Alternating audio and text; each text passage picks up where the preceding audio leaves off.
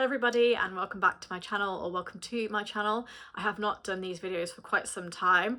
I used to do astrology and tarot videos, and so I'm back to doing them, but I'm going to do them a little bit differently this time and ground them in astrological fact. So for example, the sun enters Libra in your 10th house, and then use the tarot to explain that. So today, Scorpio Rising. Let's get started. So on the 22nd of September, the sun will be entering Libra, and that's going to be a focus on mental health for you and a little bit more of a hermit energy. So you may find yourself being a little bit more introspective and going within, or as I like to say, sitting in a dark room for 30 minutes. We have the Page of Wands in reverse. On the 22nd to the 23rd, we also have Venus in Libra squaring Pluto in Capricorn, which is a bit of a strange energy. It's very pressurizing energy. It can be a bit manipulative, almost betrayal kind of energy, but don't worry about it too much. For you, Scorpio Rising, that's more about productivity. It's pressuring you, feeling the need to always be keeping up. And so that might impact your mental health that you've worked so hard on focusing on when the sun actually enters Libra. So we have the Six of Pentacles in reverse.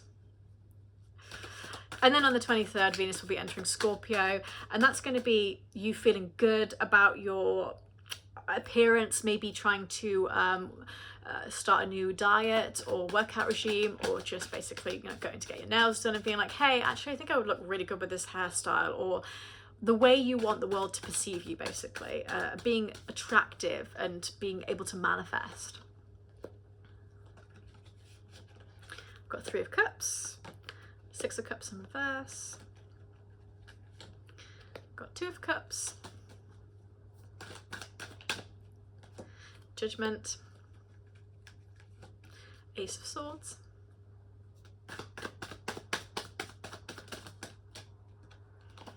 Knight of Wands.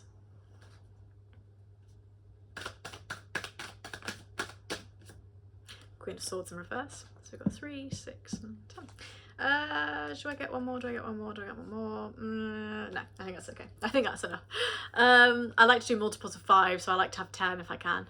Okay, so having said that with the astrological placements, let's look at the explanation from the tarot.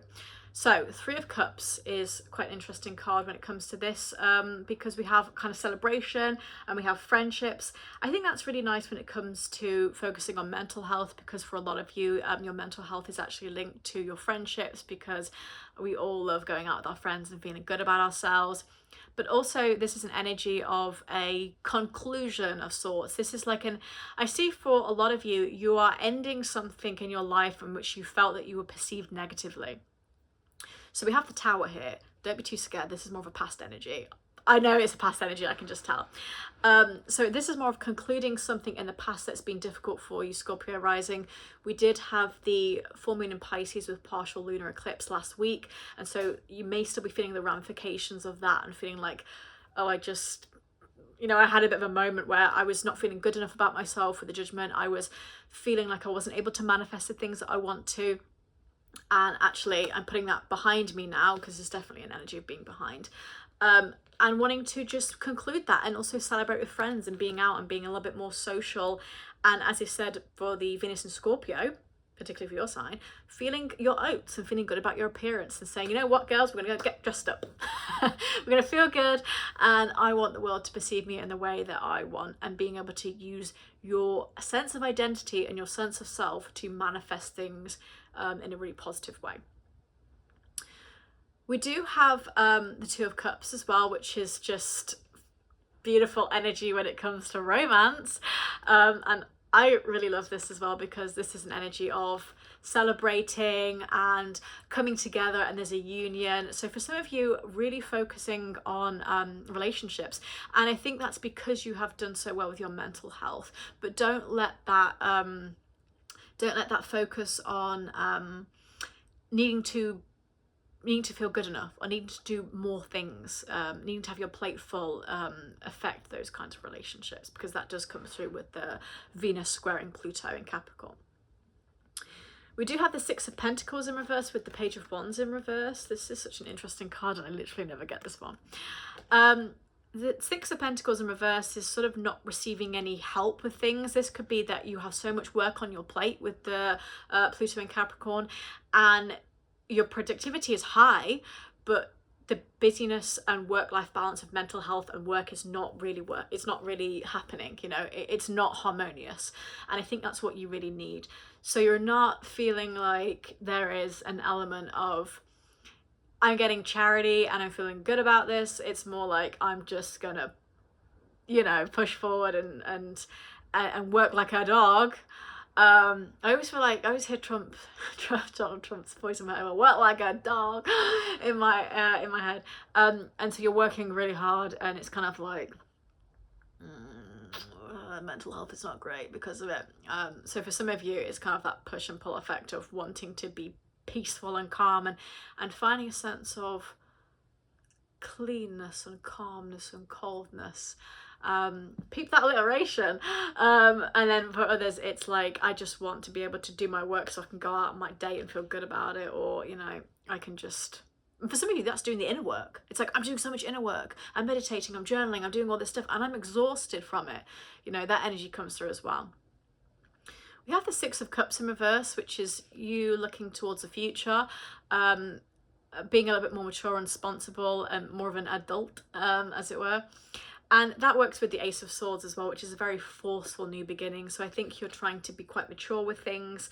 And this could be really linked to that, again, that sense of identity and appearance, and the first house of how the world perceives me as being mature and, you know, responsible, and somebody that can really commit and show up. And you might be wanting to actually put that appearance onto a potential partner or friend in your life and say, look, I can commit, I'm not that avoidant, you know, I can commit. But I think Scorpio rising, you tend to hide away, and you tend to have that kind of hermit energy of wanting to protect your mental health, but sometimes at the detriment of exciting things that pass you by in your life.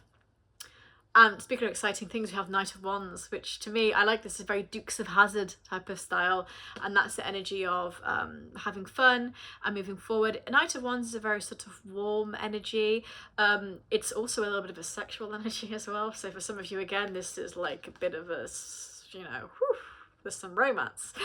And so, yeah, Scorpio, especially Scorpio Venus, Venus is going into Scorpio on the 23rd. And let me tell you, spicy and nice. So the Knight of Wands gives me a very sort of, yeah, that's what words cannot describe, that feeling. That's the Knight of Wands. And then finally we have Queen of Swords. This is quite interesting when I was talking about being mature, because the Queen of Swords in reverse is not necessarily that mature, almost a little bit needy, cares what other people think about them, and has a lower sense of self-esteem. So this makes a lot of sense. This is that you really need to push forward with your sense of self-esteem and know that you're good enough, Scorpio rising, and that you are, you know, beautiful and attractive and can manifest whatever you want. And putting those feelings aside before, of feeling like you weren't good enough, or feeling that you weren't pretty enough, or handsome enough, or committed enough, or you're too needy, or you were anything like that that you feel applies to you. You are putting that aside now, and you're saying, look, I know what I want the world to see me as, and I'm going to show up as that. No, I am going to show up as what the world needs me to be, and what I want to be as well. And meeting that in the middle, I think that really works out quite well for you, Scorpio rising.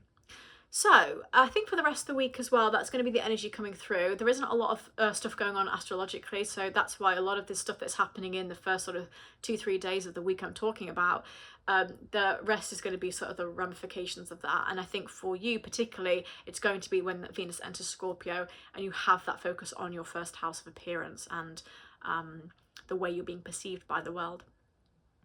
So, Scorpio rising, I hope you enjoyed that, and I hope you join me for next week, because who knows what's in store. I wonder what we will do next. And yes, I hope you enjoy your week.